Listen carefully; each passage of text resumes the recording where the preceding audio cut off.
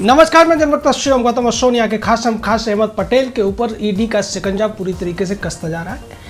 ये खबर मैं इसलिए दे रहा हूं कि आज 6 दिन के भीतर तीसरी बार अहमद पटेल नाम के सोनिया और राजीव के भी खास रहे अहमद पटेल के साथ ईडी की लंबी पूछताछ चल रही है।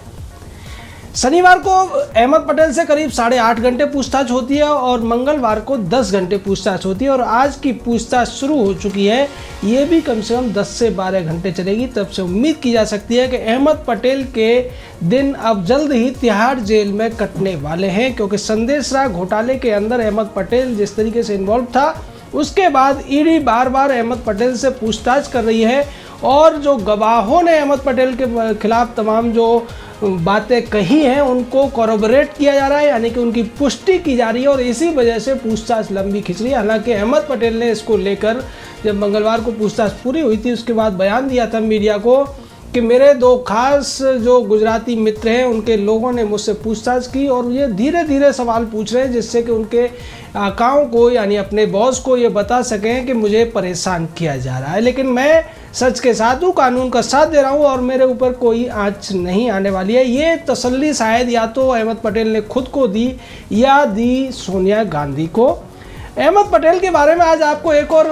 अच्छा किस्सा बताएंगे जो उनकी पुरानी हकीकत है, जिसको लेकर तमाम चैनल कभी बात नहीं करते, लेकिन लुटियन जोन के अंदर ये बहुत किस्सा चला करता है कि एक व्यक्ति था जो अच्छा रसोइया हुआ करता था और एक रसोइये से वो भारत की राजनीति में इतने ऊंचे पद पर पहुँच गया और आपको ताज्जुब होगा, ये रसोइया कोई और नहीं, ये रसोइया अहमद पटेल ही था।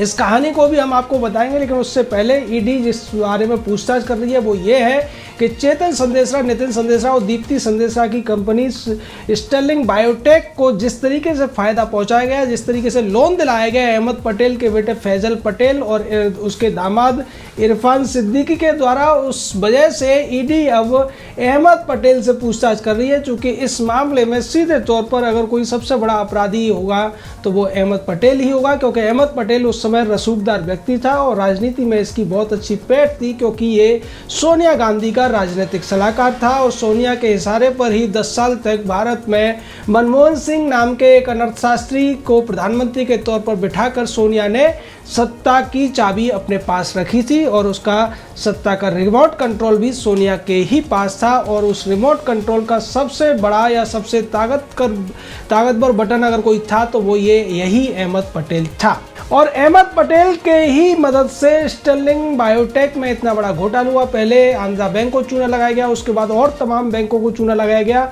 और जैसे ही सत्ता परिवर्तन हुआ और उसके बाद जांच शुरू हुई, चेतन संदेशराह और नितिन संदेशराह और बाकी के लोग जो इस कंपनी के मालिक थे वो अपना बोरिया बिस्तर बांधकर भाग गए। और जिस तरीके से राहुल गांधी हो, सोनिया हो या फिर अहमद पटेल, पी चिदम्बरम टाइप के लोग, आपने सुना होगा नीरव मोदी के पीएनबी घोटाले को कहा करते थे कि मोदी को मोदी ने भगा दिया, लेकिन असलियत ये थी कि नीरव मोदी हो या मेहुल चोकसी, इनका भी घोटाला जो हुआ था वो इन्हीं लोगों की कृपा से हुआ था। और उसके लिए जिस तरीके से सीधे तौर पर नाम अब कांग्रेस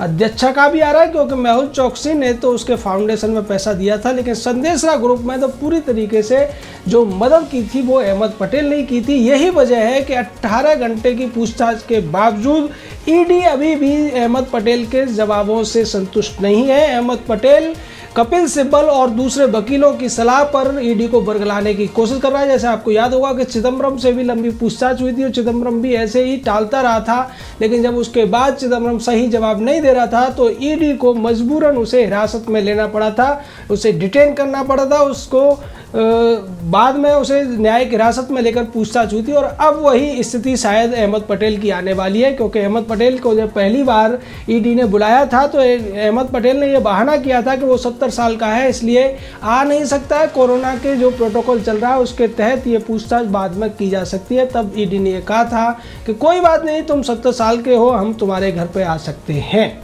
लेकिन जिस तरीके से सहयोग नहीं कर रहा है अहमद पटेल, उसके बाद अब ऐसा लगता है कि अगली बार पूछताछ करने की की बजाय ईडी जाकर अदालत का दरवाजा खटखटाएगी और उससे रिमांड की मांग करेगी अहमद पटेल की, जिससे सख्ती के साथ इस व्यक्ति से पूछताछ की जा सके। अहमद पटेल के जिस किस्से का जिक्र मैं कर रहा था वो किस्सा ये है कि दरअसल अहमद पटेल एक कांग्रेस के सांसद के यहाँ पर खाना बनाया करता था और उस समय राजीव गांधी एक दिन उस सांसद के यहाँ जाते हैं और चिकन खाकर बोलते हैं कि चिकन तो बहुत टेस्टी बना है, ये किसने बनाया, कहाँ से बनवाया है आपने।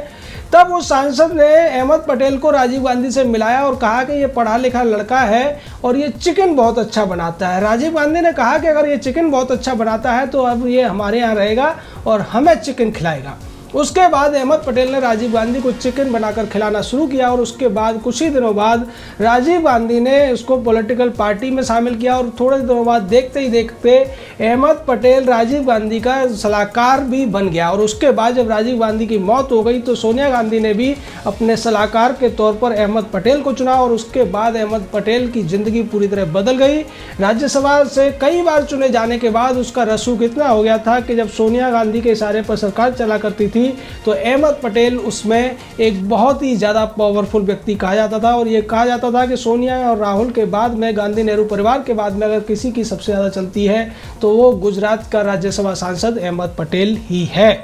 और ऐसे ताकतवर व्यक्ति के ऊपर ईडी का इतना बड़ा शिकंजा ये बताता है कि एक न एक दिन तो ऊंट को पहाड़ के नीचे ही आना पड़ता है। अहमद पटेल जो चिकन की बढ़िया रेसिपी के दम पर अपना राजनीतिक कैरियर चमकाने में कामयाब रहे थे, अब अहमद पटेल को अपने कैरियर के आखिरी दिनों में जिस तरीके से ईडी जांच का सामना करना पड़ रहा है उससे यही लगता है कि उनके भी दिन अब जल्दी ही जेल में कटेंगे। और जिस तरीके से पी चिदम्बरम ने 100 दिन का रिकॉर्ड बनाया था, हो सकता है कि अहमद पटेल को बाहर आने का मौका न मिले, वो 100 दिन से ज़्यादा और हो सकता है सज़ा मिलने तक वो अंदर रहे, क्योंकि जिस तरीके से इस पूरे मामले में जो सबूत मिल रहे हैं अहमद पटेल के खिलाफ, उसके बेटे के खिलाफ और उसके दामाद के खिलाफ, और सुनील यादव नाम के स्टर्लिंग बायोटेक के एक विसल ब्लोअर ने जिस तरीके से सारी जानकारियां दी है और यहाँ तक बताया कि चेतन संदेशरा, नितिन संदेशरा अहमद पटेल के मदर टेरेसा क्रिसेंट रोड पर स्थित उस मकान के अंदर मीटिंग्स किया करते थे और ये कहा करते थे कि ये हमारा हेडक्वार्टर है। और जिस तरीके से अहमद पटेल का बेटा फैजल पटेल उनके फार्म हाउस में पार्टियां किया करता था, उनके पैसे के दम पर तमाम फिजूल खर्ची किया करता था, उससे भी लगता है कि वो सीधे तौर पर रिश्वत थी जो कि अहमद पटेल के बेटे के मार्फत अहमद पटेल को पहुंचाई जाती थी। और उन्हीं सारी बातों को कोरोबोरेट करने के लिए ईडी बार बार पूछताछ कर रहा है, जिसमें अहमद पटेल अपने वकीलों के इशारे पर सहयोग नहीं कर रहा है। अहमद पटेल ये जानता है कि अगर सीबीआई हो या ईडी इनको टाल दिया जाए तो शायद बचा जा सकता है, जैसा कि पहले कांग्रेस के ज़माने में हुआ करता था कि जांच एजेंसियां बार बार पूछताछ करती थी लेकिन ढीठ किस्म के जो राजनेता होते थे वो जवाब नहीं देते थे और हार कर सीबीआई या ईडी केस को बंद कर देती थी। लेकिन इस केस में ऐसा होता हुआ नहीं दिख रहा है। शनिवार को पहली बार पूछताछ हुई, मंगलवार को दूसरी बार पूछताछ हुई और आज गुरुवार है, आज फिर से पूछताछ हो रही है। और ऐसा लगता है कि अगर आज भी ईडी संतुष्ट नहीं हुआ तो उसके पास दो रास्ते रह जाएंगे, या तो 2 दिन बाद फिर पूछताछ करे या फिर अदालत में जाकर रिमांड मांगे अहमद पटेल नाम के इस घाघ राजनीतिज्ञ की, जिसके सीधे संबंध सोनिया गांधी से हैं। लेकिन एक बात यहाँ बताना जरूरी है कि अगर अहमद पटेल पर शिकंजा कसता है तो निश्चित तौर पर ये शिकंजे और ये जो कानून के हाथ हैं जल्द ही सोनिया गांधी तक भी पहुंचते हुए नजर आएंगे, क्योंकि अहमद पटेल जो कुछ भी करता था वो सोनिया गांधी को विश्वास में लेकर करता था। और कांग्रेस की ये रीति और नीति रही है कि जो भी इनके छुटवैये नेता होते हैं वो बड़े जो आला कमान के इशारों पर ही या आला कमान की मर्जी से, उसकी परमिशन से ही इस तरीके के घोटाले किया करते हैं। यानी कांग्रेस में अगर स्थानीय लेवल का कार्यकर्ता घोटाला करता है, बेईमानी करता है तो उसकी खबर उसके ऊपर के लोगों को होती है, और अगर जिला स्तर का करता है तो उसकी प्रदेश स्तर को, और प्रदेश स्तर का करता है तो उसकी आलाकमान को जानकारी होती है कि कहाँ कौन सा आदमी क्या घपलेबाजी कर रहा है। उसी तरीके से अहमद पटेल ने जो कुछ किया है उसकी पूरी जानकारी सोनिया गांधी को थी, राहुल गांधी को थी, प्रियंका वाड्रा को थी। यही वजह है कि इन लोगों ने इसको अभी तक अपना राजनीतिक सलाहकार बनाए रखा और कांग्रेस ने पूरी ताकत लगा दी थी अहमद पटेल को राज्यसभा की सीट जिताने के लिए। और जिस तरीके से जो गुजरात के विधायक थे उनको कर्नाटक ले जाया गया था और उसके बाद में किसी तरीके से अहमद पटेल को जिताया गया था, तो आप समझ सकते हैं कि अहमद पटेल नेहरू गांधी खानदान के लिए कितना खासम खास है। और इस खासम खास के ऊपर ईडी का खास शिकंजा कसा जाना कितनी खास खबर है, ये भी आप समझ सकते हैं। और जो लोग अधीर रंजन चौधरी जैसे लोग जो संसद में चैलेंज किया करते थे कि अगर हमारे खिलाफ सबूत है तो आप हमें जेल में डालिए, शायद अधीर रंजन चौधरी के सपने अब पूरे होते हुए दिखाई दे रहे हैं। अधीर रंजन चौधरी की जो कामना थी कि कांग्रेसी जितने भी घोटालेबाज हैं उनको जल्द से जल्द जेल में डाला जाए, उस पर अब ईडी हो या सीबीआई जैसी जो सरकारी एजेंसियां हैं वो पूरी तरीके से सक्रिय होती हुई दिखाई दे रही हैं। और ऐसा लगता है कि अगर ईडी को रिमांड मिल जाता है अहमद पटेल का, अगर जरूरत हुई तो उसमें अहमद पटेल का कोरोना का बहाना भी काम नहीं आएगा, क्योंकि कोरोना का बहाना बनाकर ही, कोरोना प्रोटोकॉल का बहाना बनाकर ही अब तक अहमद पटेल अपने घर पर ही पूछताछ के लिए ईडी को राजी कर पाए हैं। आगे ईडी कितना इस बात पर राजी होता है, क्योंकि जिस तरीके से उनका सहयोग नहीं मिल रहा है, सवालों के जवाब नहीं मिल रहे हैं और जिस तरीके से बार बार पूछताछ हो रही है, उसका साफ संदेश है कि अहमद पटेल मीडिया में आकर कितनी भी उलझुल बातें कर लें, कितना भी बरगलाने की कोशिश करें, लेकिन ईडी अपना काम सख्ती से करेगा और निश्चित तौर पर अहमद पटेल को उसके किए की सजा भी मिलकर रहेगी। जय हिंद, जय भारत।